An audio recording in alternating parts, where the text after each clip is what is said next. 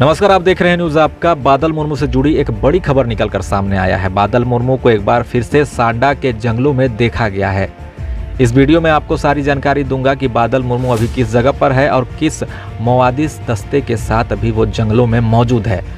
बादल मुर्मू से जुड़ी तमाम जानकारी मैंने पिछले कई वीडियो में दे दी है और हर बार हमारे सूत्रों से पहले भी जानकारी मिलती रही है कि बादल अभी भी जिंदा है और नक्सलियों के कब्जे में है। मगर नक्सलियों के कब्जे में होने की बात सीआरपीएफ 197 बटालियन की तरफ से कभी भी स्वीकार नहीं किया गया।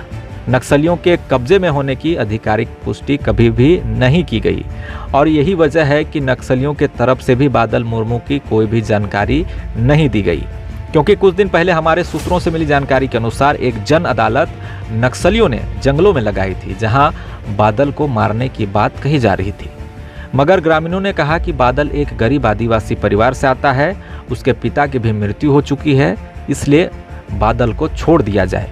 उसके बाद बादल को नहीं मारा गया। मगर उसे छोड़ने की बात जब ग्रामीणों ने की तो मिसिर बेसरा ने कहा कि बादल को खुद उनके 197 बटालियन वाले भगोड़ा घोषित किए हैं और उनका कमांडेंट भी बादल के नक्सलियों के कब्जे में होने की बात नहीं बताया। ना ही कोई आधिकारिक पुष्टि की, ना ही बादल की कोई खोजबीन हुई, तो क्यों हम उसे छोड़ दें। हमारे सूत्रों के द्वारा यह भी कहा गया कि अगर सीआरपीएफ के कमांडेंट पहले ही बता देते कि बादल नक्सलियों के कब्जे में है तो नक्सलियों के द्वारा कब का उसे छोड़ दिया जाता। हमारे सूत्रों से मिली जानकारी के अनुसार बादल की बाइक को जमीन के नीचे गाड़ दिया गया है और छुपा दिया गया है और बादल को भी नक्सली जो है अब छोड़ना चाहते हैं। हमारे सूत्र बताते हैं कि बादल अभी सकुशल है, पर पहले से काफ़ी दुबला पतला हो गया है और काफ़ी चिंता में रहता है। उसके चारों तरफ 4 माओवादी हमेशा पहरा देते हैं, जिनके हाथों में AK-47 रहता है और अभी माओवादियों का दस्ता हरादिरी और बलीबहा के कुछ किलोमीटर के दायरे में उनका गतिविधि देखने को मिला है और सभी बड़े इनामी नक्सलियों का जमावड़ा भी वहां है, जहां बादल भी मौजूद है। मिसिर बेसरा के दस्ते के साथ ही बादल मुर्मू भी वहां पर है, जहां सागे नंगेरिया से लेकर अश्विन तक कई बड़े नक्सली एक साथ कैंप बनाकर रह रहे हैं। मगर बादल अभी नक्सलियों के कब्जे में है, इसकी जानकारी होते हुए भी क्यों आखिर सीआरपीएफ 197 बटालियन के अधिकारी खामोश हैं। पुख्ता जानकारी मिल रही है कि बादल मुर्मू को सांडा जंगलों में देखा गया है और अभी भी वो जिंदा है। लेकिन सवाल अब भी है कि एक जवान जब इस तरीके से ड्यूटी के दौरान एक गायब हो जाता है, नक्सलियों के कब्जे में आ जाता है, तो आखिर प्रशासन, आखिर सीआरपीएफ वाले खामोश क्यों हो जाते हैं? क्यों उसकी खोजबीन नहीं होती है? क्यों आधिकारिक पुष्टि नहीं होती है? मैं आपको कुछ चीज़ दिखाना चाहूँगा जो मेरे पास है। ये देख सकते हैं, ये मेरे हाथों में लगभग काफ़ी मोटी कई पेज की, ये देख रहे होंगे, इसमें बहुत सारे पेजेस हैं। इसमें बादल मुर्मू के परिवार द्वारा प्रधानमंत्री, राहुल गांधी, राष्ट्रपति, सीआरपीएफ के बड़े उच्च अधिकारी, पुलिस के बड़े बड़े अधिकारियों को पत्र लिखा गया और जानकारी दी गई कि इस तरीके से मेरे पति जो हैं गायब हो गए हैं और उसे ढूंढा जाए और इस तरीके से। लेकिन प्रशासन की तरफ से कोई कार्रवाई नहीं हुई, जिसकी उम्मीद परिवार वाले करते रहे। आज भी पूरा परिवार परेशान है। आपको पता ही होगा कि बादल मुर्मू के पिताजी इस दुनिया में नहीं हैं। उनका एक वीडियो क्लिप भी है जो बेड पे सोए हुए हैं और जाते जाते वे ये भी कहते हैं कि बादल मुर्मू को अगर नक्सलियों के कब्जे में है उसे छोड़ दिया जाए और उसे ढूंढा जाए। मगर प्रशासन बिल्कुल खामोश है। अभी मैं आपको ये भी जानकारी दिया कि आखिर बादल मुर्मू किस जगह पे है, क्या नहीं है, तो आखिर उसे ढूंढा क्यों नहीं जा रहा, ये बहुत बड़ा सवाल है। और बहुत सारे ऐसे लोग भी हैं जो बादल मुर्मू को ढूंढने में लगे हुए हैं। उन्हें मैं तहे दिल से धन्यवाद भी देता हूं और तमाम मेरे दर्शकों को भी ये कहना चाहता हूं कि आपके पास भी किसी भी तरह की कोई जानकारी है तो हम तक ज़रूर साझा करें और हम एक ऐसे जवान को ज़रूर ढूंढ के निकालेंगे जो जवान की पुष्टि, जिस जवान की मदद ना प्रशासन कर रही है, ना कोई अधिकारी कर रहे हैं, ना कोई मंत्री कर रहे हैं। अभी तक तो कोई सामने नहीं आया। अगर कोई मदद हो पाती तो उनका आज वेतन रोककर परिवार वालों को भटकना नहीं पड़ता। ये सारी पेजेज में सीआरपीएफ की तरफ से क्या कहा गया है और कौन कौन से बयान दिए गए हैं, सारी चीज़ों का जो है ये मेंशन किया हुआ है। मानव अधिकार से लेके पुलिस अधीक्षक, महानिदेशक, राष्ट्र मानव अधिकार, राष्ट्रपति, गृह मंत्रालय, झारखंड गृह मंत्री, झारखंड सरकार हेमंत सोरेन और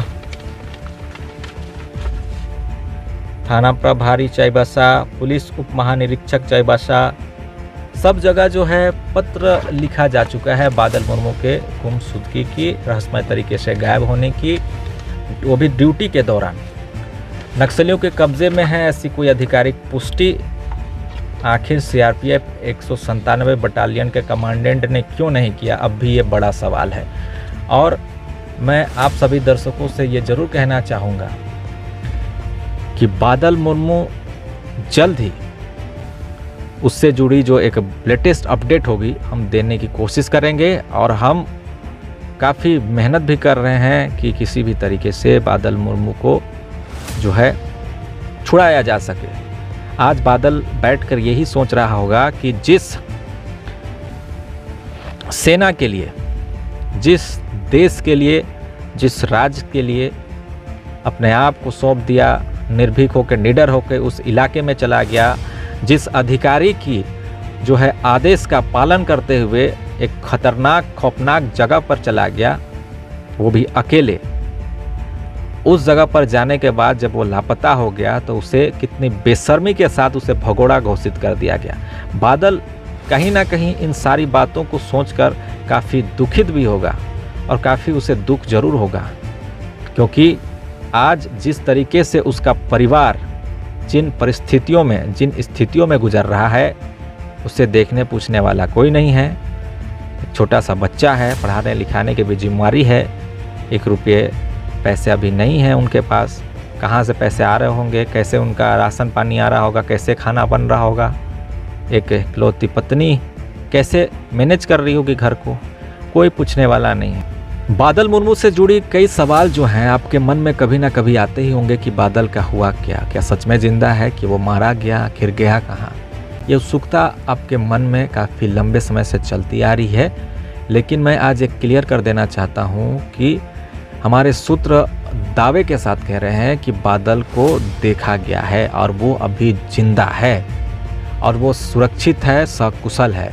बस देरी है उसे बाहर निकालने की, सकुशल रिहाई करवाने की। लेकिन प्रशासन की तरफ से, 197 बटालियन की तरफ से आखिर क्यों इस बात को स्वीकार नहीं किया जा रहा है कि बादल अभी भी नक्सलियों के कब्जे में है, यही बड़ा सवाल है। और ये सवाल जो 1 करोड़ इनामी नक्सली है ये भी कर रहे हैं कि आखिर बादल के इस तरीके से कब्जे में होने की बात को सीआरपीएफ वाले नकार क्यों दिए। और ये बहुत बड़ी जो है शर्मनाक बात है कि जिस राज्य में, जिस देश में आदिवासियों की बात बढ़ चढ़ कर की जाती है, आदिवासियों के जनहित की, विकास की, हर तरह की बातें बढ़ चढ़ कर नेताओं के द्वारा की जाती है, प्रशासन के द्वारा की जाती है, लेकिन जब एक आदिवासी जवान जो वीरता में राष्ट्रपति से पुरस्कार तक पा चुका है, उसे छुड़ाने के लिए कोई कवायद नहीं की जाती है। अभी तक कोई आधिकारिक पुष्टि भी नहीं की जाती है कि जीवित है कि कब्जे में है। बिल्कुल साइलेंट सारे लोग हो जाते हैं। ये काफ़ी शर्मनाक बात है। आपको मैंने दिखाया कि इस तरीके से कहाँ कहाँ लेटर लिखा गया, लेकिन कोई जवाब सही रूप से नहीं आया, कोई मदद नहीं मिला। और कितनी शर्मनाक बात है कि बादल की पत्नी का वेतन रोक दिया गया। तमाम दर्शकों से यही कहना चाहता हूँ कि जल्द कोई ना कोई अच्छी खबर ज़रूर निकल कर आएगी और हम इस कार्य में सबको एक साथ मिलकर कार्य करना होगा। और कोई भी अगर आपको जानकारी बादल से जुड़ी हम आपको मिलती है तो स्क्रीन पर दिए हुए नंबरों पर आप ज़रूर हमें कांटेक्ट करें। और बादल से जुड़ी कोई भी जानकारी आप कहीं पर भी आपको मिल जाती है तो हमें ज़रूर दें। हम ये ज़रूर कोशिश करेंगे कि एक जवान को जंगलों से छुड़ाएं, उसे सकुशल घर तक पहुंचाएं। ये वीडियो को आप ज़रूर शेयर करें ताकि लोगों को ये सच पता चल सके कि हमारा सरकारी तंत्र कैसा है, हमारी सरकारी व्यवस्थाएं कैसी है, आखिर एक जवान जब इस तरीके से ऑन ड्यूटी गायब होता है तो उसे भगोड़ा घोषित कर दिया जाता है। नक्सलियों के कब्जे में होने के बावजूद उसे पुष्टि नहीं कर पाता है। इतने महीने बीत गए, 1 साल होने को हैं, उसकी पत्नी को दर दर की ठोकरें खानी पड़ती है। तो आखिर बताइए ये कौन सी विधि व्यवस्था है, ये कौन सा नीति नियम और कानून है